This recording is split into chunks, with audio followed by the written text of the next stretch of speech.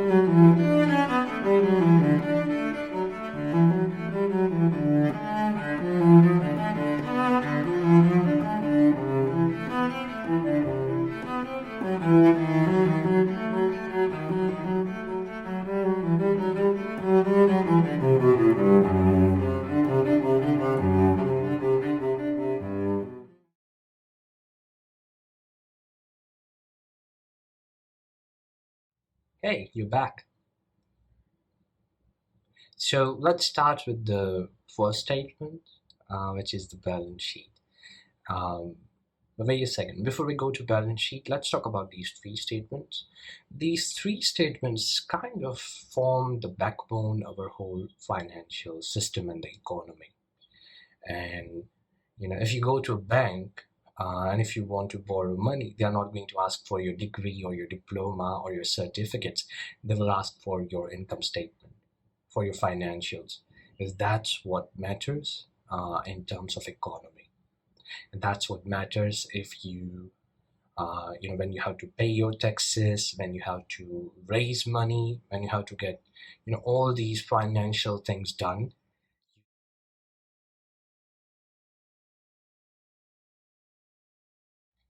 So let's start with the balance sheet. Are you ready? I'm ready. I'm pumped up. Yay.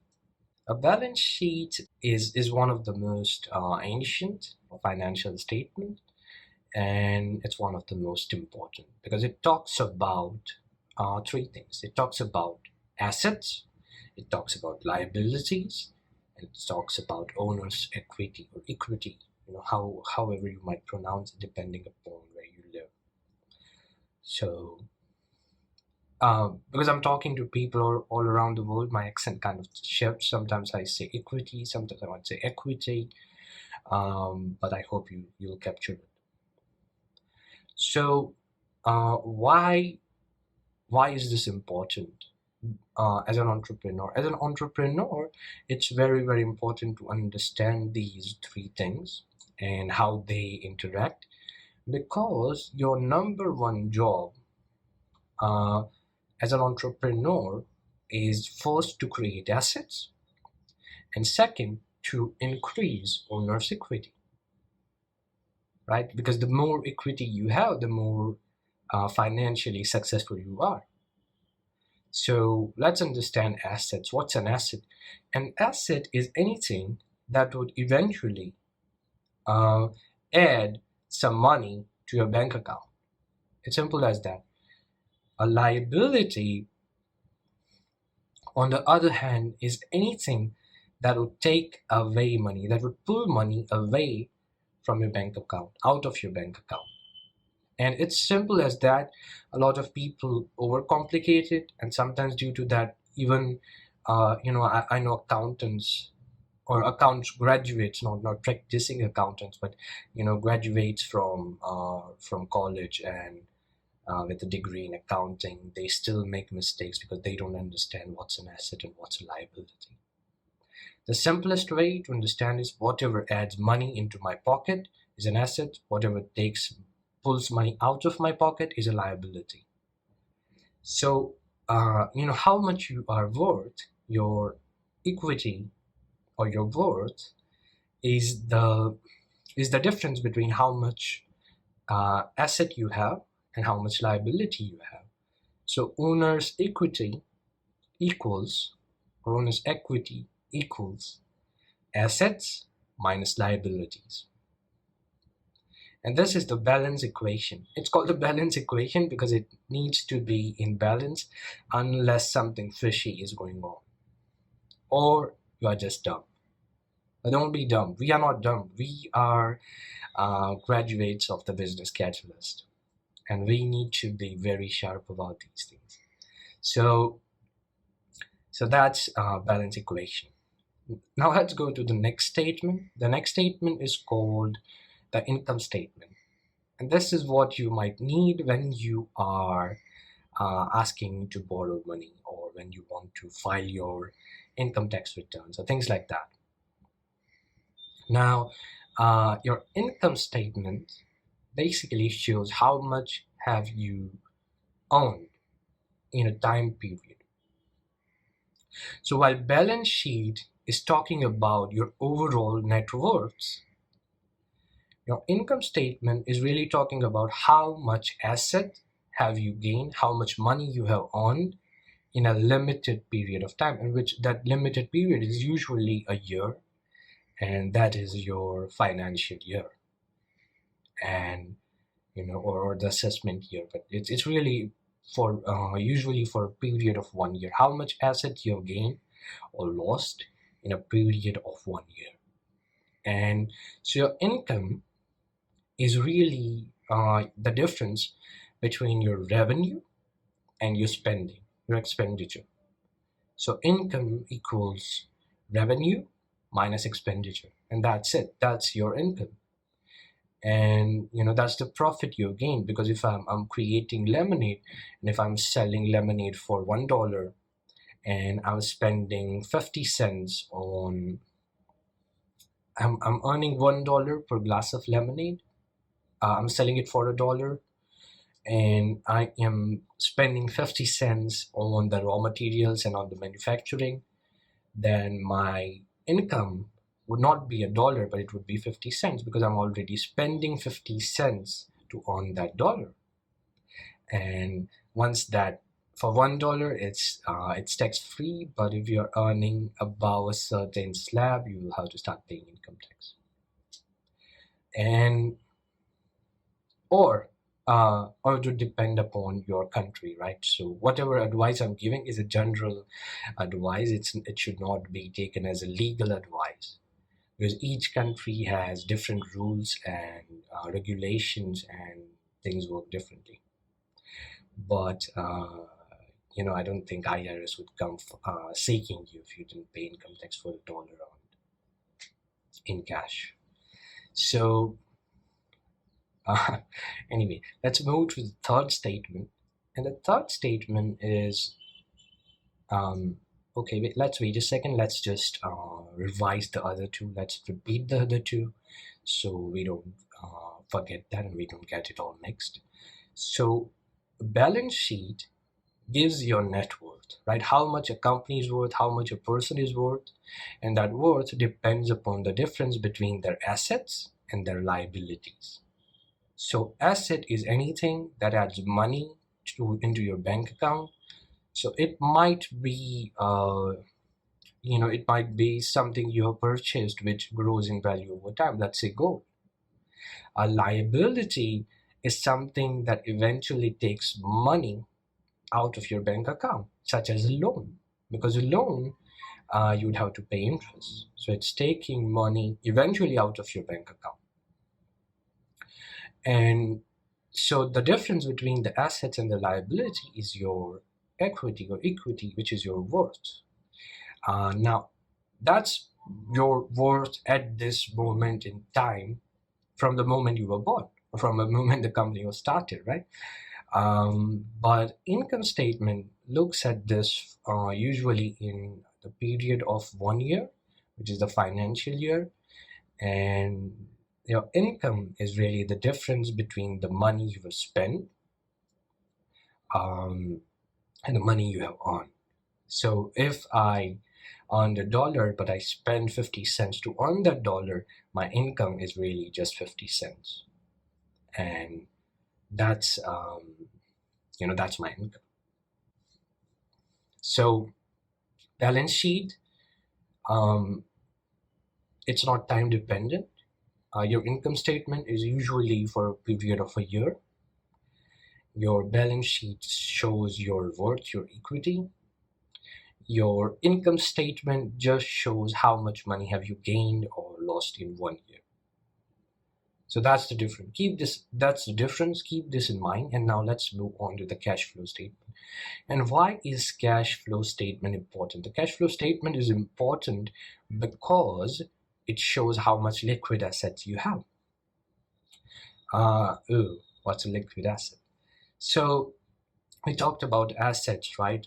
Assets are something that add more money into your bank account over a period of time. So, but not all assets are liquid. For example, if you have a machinery worth $1 million, it's not a liquid asset because you won't. Let's say you need $1 million, you can't get $1 million from that machinery. First, it will depreciate. Second, you don't have money on hand. You will have to find the right buyer for selling that machinery, and you might not get its actual value. You might get something less than 1 million. So it's not a liquid asset, but it's in some ways it is yielding asset. It creates more value in a long term, with that machinery worth $1 million, you would use to create some you would use to process raw materials and add value to those raw materials. Or you know or let's say you have invested in some bonds or stocks. You don't have money on hand, but since it's an investment, you are gaining money from it over a long time. It's not cash, right? You cannot take your, these days we don't even have those certificates for things. But let's say if we had a share certificate, you can't take this to a grocery store and get something, get a bag of chips in return, right? uh, English, crisps. I'm talking about crisps. um, but American chips. So anyway, you can't take your non-liquid assets to a store and buy something. But let's say if you had cash, if you had $100 bill, $100 currency note, you take it to a grocery store, you ask for chips, and you get your chips or crisps. And you're right. So it's a liquid asset. You can really convert it into any form you like, and you will get its full worth. And it's a brilliant thing. But one thing is, it's low yielding asset. So if you had a gold, and if gold prices rise, your gold is gaining you money. It is close to liquid because you can really sell gold for pretty much the market rate, a little bit less, but pretty much the market rate. And it can be sold easily, and you can have your cash, and then you can spend that cash. But it's yielding you money, right? Its value increases, its demand increases, whereas money is not really yielding you a lot of, it's not yielding, it's not giving you a lot of growth. So if I had a dollar $1 note in my pocket, currency note in my pocket, its value is not really going to go high. It would rather go low over time because banks are printing more money. The central bank is the Federal Reserve, and whatever system you have, but basically, banks are printing more money, and because of the inflation, the value of money for $1 goes down. So the things I can buy for $1 today, I might not be able to buy for $1 in 10 years. And so cash is a low yielding asset, but it's a liquid asset. So it's a balance, right? You don't want all your assets to be liquid assets, but you need enough on hand to be able to pay your bills and to be able to survive. So, what is a cash flow statement? A cash flow statement basically shows that how much cash is flowing in and how much cash is flowing out. And the more cash flows in and the less cash flows out, the more reserve you have, the more buffer you have in case one of your clients defaults or you don't get your money on time. If you deposit a check and the check bounces, you still have reserve to keep your business running. And so it's very important to have a positive cash flow where you are gaining more cash than the cash you are throwing out. And so you are not bleeding money at the end of your cash flow cycle. And what's a cash flow cycle? What's an operating cycle? It is also called an operating cycle. An operating cycle is, let's say I'm starting a business. Now I have cash and I pay that cash, I use that cash for inventories. So let's say we have a lemonade stall. We spend that money to buy lemons and buy some glasses, some equipment to make lemonade. And we make lemonade. Then we still don't have cash, right? Lemons would spoil. If you return those glasses to the store, you won't get the same value. So everything has degraded in value unless we sell the lemonade. And when we sell the lemonade, uh, if we are giving away credit, right? If we are bookkeeping and we are giving people lemonade, but we are not asking them to pay instantly. So they have an account and they pay us monthly. So we sell them invoices every month. Now, until we get to the money, that money we have spent and we are about to receive but haven't really received is called receivables, collectibles. So we have our cash, we have our inventory, we have our product, it would still count as inventory. We have delivered the product, now we are expecting money in return, that's a receivable. But let's say we have more money in the receivables than we need to buy more lemons and keep the business running. What are we doing? We are bleeding money at the end of every operating cycle. And a lot of businesses fail because their operating cycle is bleeding money and they just can't sustain the growth. So, growth control is something absolutely necessary. If you are bleeding money, you don't really need to grow. You need to control your growth, get that cash flow right, and then grow. And you have to maintain that state of equilibrium. If you can't maintain that state of equilibrium, you will be down because you won't have money to keep the business running, and no bank will give you money, no investor will invest you money if you just keep on losing money at the end of each operating cycle. So every time you sell something, you are losing money, although it's not loss, you still don't have enough cash to keep the thing running.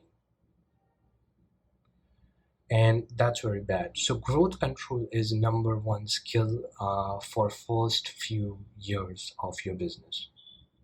And that's where cash flow and the understanding of cash flow comes in. So now let's examine how does these financial statements look when they are combined for the poor, for the rich, and for the middle class. So how does these statements look for the poor? Now, poor, um, by poor, I don't really mean financially poor. That you might have lost your job, you might be temporarily living on the street, but if you don't have that poor mindset, you are not poor. So by poor, we are talking about a mindset. By middle class, we are talking about a middle class mindset, a spending and earning mindset. And the same is true for the rich. I'm not talking about the rich, have a lot of, um, not just financially rich, but rich in their mindset. So let's look at the financial statements when they are combined. And these are adapted from Robert Kiyosaki's book, The Cash Flow Quadrant. But he also talks about these things in his book, Rich Dad Poor Dad. And I absolutely recommend these two books to every aspiring entrepreneur. But let's go back to these. So, how does a person with poor mindsets, financial statements look like? Now, what's happening here, if you look at the screen, income is coming in and expenses are going out. There is no asset formation. There is no attempt to create assets. There is just income and there is expenses. Now, there might not be enough money to generate assets. That's a different thing, but we are talking about in terms of a mindset. So if you have this mindset, even if you win a lottery, you will be in more that after the lottery than before winning the lottery, and this has happened over and over again to the lottery winners. uh, so anyway, now let's move on to the middle class. Now, what's the mistake the middle class are making? The mistake middle class are making is that they are investing in liabilities they think are assets. So they are buying a house bigger than they need. They are buying, the car more expensive than they can afford. And what's happening is they are really spending their money on these conveniences, and they believe these are assets because we are told they are assets because they are in some ways create convenience. And if you talk at a real estate broker, they would say your house you live in is an asset. It's an asset in some sense, in a certain mode of thinking, but it's not really adding money into your pocket. If you have a bigger house than you need, what you are doing is you are spending more money on the lease, on the investment, on the insurance. You're on everything, and your maintenance costs. So you are bleeding money, so it cannot be regarded as an asset, but it becomes a liability. The same is true with a bigger car. The more expensive it is, the more the operating cost, and the less mileage it gives. So so you have to be conscious that, is this thing really adding money to my pocket? Is this really an asset? And a lot of middle class people do not know the difference between asset and liabilities. A lot of accountants will make this mistake. So what could be told about people who are constantly busy working, and it's easy to become a target of the marketing scams. Now let's talk about the rich. What's happening here with the rich mindset, right? We're not talking about rich people who are billionaires who inherited the money. We are really talking about the people with a rich mindset. So what's happening is, you can see the income is coming in, and the income is spent instead on the luxuries. It's spent to create assets, and those assets add more income, and that income is used to create more assets. And of course, some of it is spent because you still have to pay the bills, but much of it is used to create assets. And so what happens is, over time, your net assets, your equity increases. As you have more assets than liabilities, your net worth keeps on increasing day by day. And that's how, people become rich. wealthy, I should say, because not just rich financially, but if they have this mindset, they would be able to maintain that rich lifestyle, even if they quit working. So they would be really wealthy because they would not just have the money, they would also have the time and the freedom and the peace, and they could do the things they like. So they are more likely to be happy. So we are talking about wealthy. We are not talking about rich who are victims to their own demons. So these are, this is the difference between the poor, the middle class, and the rich mindset. And this is never taught to us in the school. And we are rarely taught about money. We are always taught about go to school, get a job, work hard, retire, wait for death. And that's all we are taught. So I hope this video teaches you something about finances, something about growing your business and controlling the growth until you are ready for growth. And it also teaches you something about your personal finances, right? Because it's the things I've shared apply not just to the business but to every individual on this planet. And if you like this video and if you think it could help your loved ones, and even if they are not entrepreneurs, I encourage to share this video with them. Whether they'll join the course or not. I just want this financial education to reach as many people as possible. And as always, a wonderful day or a wonderful night and a wonderful life. Bye bye.